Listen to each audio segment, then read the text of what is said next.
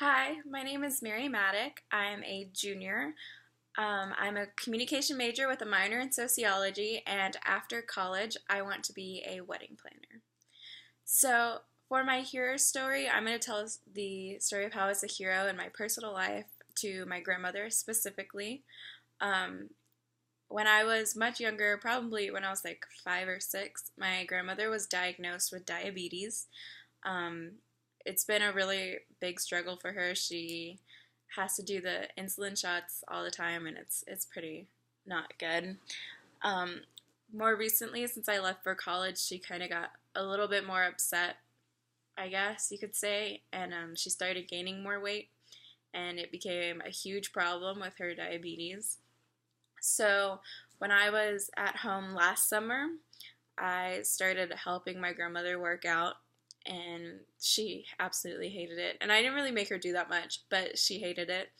I um I would take her on walks around our neighborhood, and we would like sort of half jog, half walk. She wouldn't really jog that much, but I mean she would do the best she could. We did some weight training because I like to work out, so I try to get her into it. We did a couple of weight trainings. She would have like 5 pound weights, and she would try to lift them. Unfortunately, like at the beginning, it was really hard for her. And like 5 pounds doesn't seem that much, but I think it's very mental, like in your head when it comes to like the thought of working out. It's all in your head. So when you think you're working out, it's kind of harder to lift the 5 pound weights. So it was a problem for her in the beginning. Um, she really hated it, honestly. And sometimes I felt like she really hated me for making her do it. So that was really difficult. I know that she would just kind of hate herself that she let herself get to the point where she was too overweight. But she kind of realized that she had to do it or else something bad could happen to her. And I think that was like the most stressful thing for me, was thinking that something bad could happen to my grandma. And that's basically why I made her do it.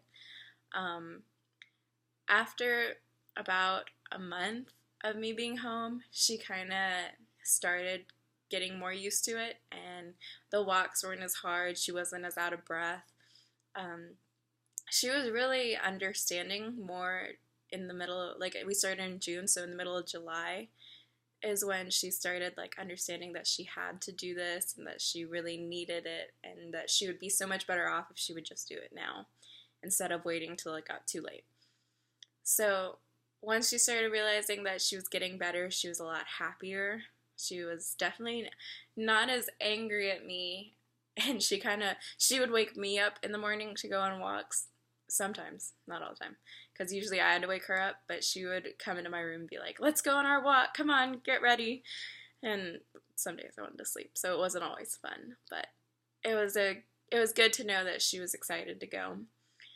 Um, by the end of it all, she was a lot happier. I was a lot happier. She has lost a lot of weight. You could really see it like in her legs, because my family has really skinny legs for some reason, so she has really skinny legs now. I don't know if that's too much information, but she does have really small, like skinny legs, and you could tell she's gaining muscle.